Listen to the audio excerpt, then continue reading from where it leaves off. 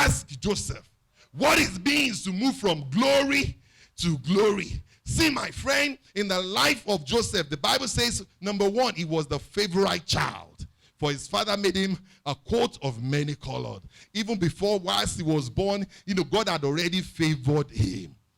But see, beyond that, the Bible then says God also gifted him. So this boy had all manners of dreams and their interpretations. See, he was moving from a place of gloriousness, permit use that word, a place of gloriousness by being the favorite child, to a place of being gifted, with dreams. And because his enemies were jealous, these enemies happened to be his family members. The Bible says they plotted together. Remember, I did say to you, can you carry the weight? See, my friend, if you cannot carry the weight, you are not ready for the coming glory. Oh, so they plotted, and the Bible says they sold him into slavery. But friend, I want you to watch the story carefully. The Bible says the moment he landed in Egypt, God favored him.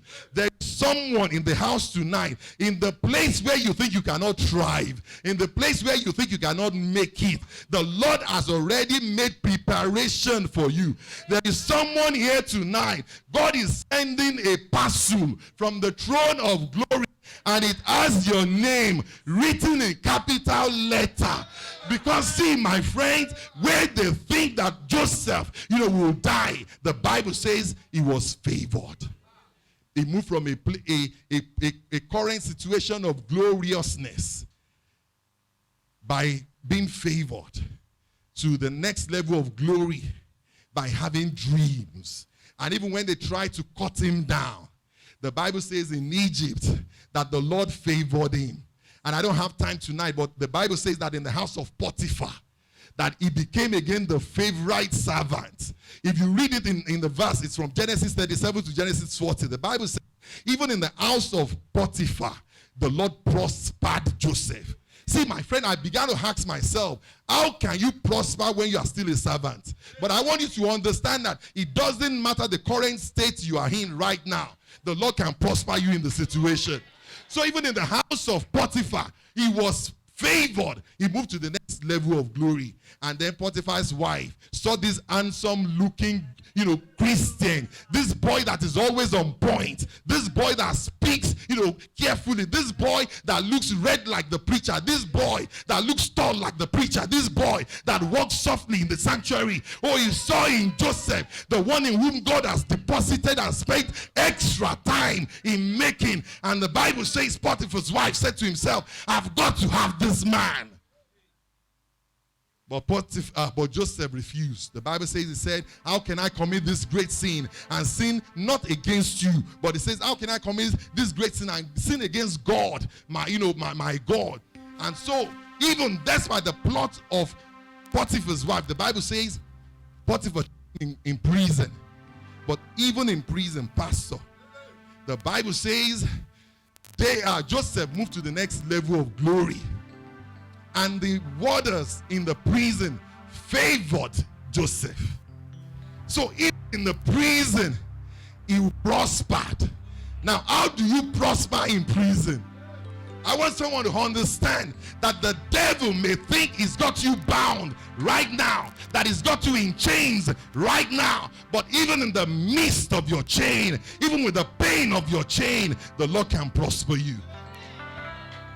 So even in prison, in the next level of glory, Joseph again was favored. Now watch it carefully.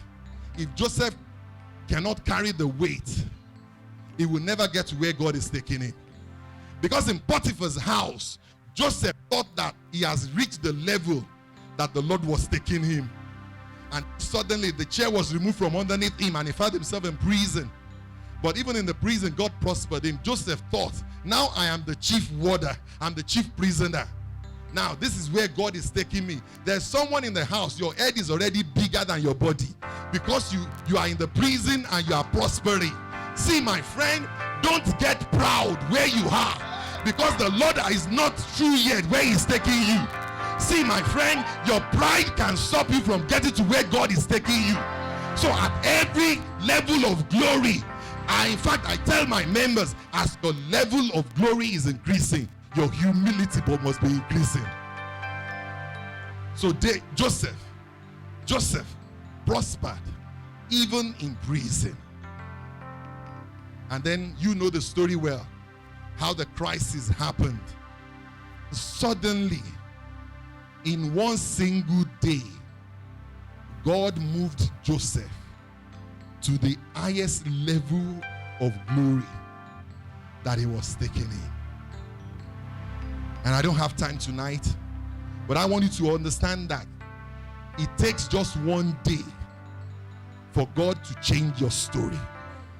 I don't know how long you have been in your situation, but I've come to announce to you that God does not even need a day, for a day is too long for my God. It takes God 1 minute, for God created a crisis in the house of Pharaoh, and God created a solution in the prison yard. My friend, it doesn't matter where your solution is coming from. Oh, God made the solution to move from the prison to the palace. And in the space of one day, Joseph's life was transformed. Permit me to share with you 7 things very quickly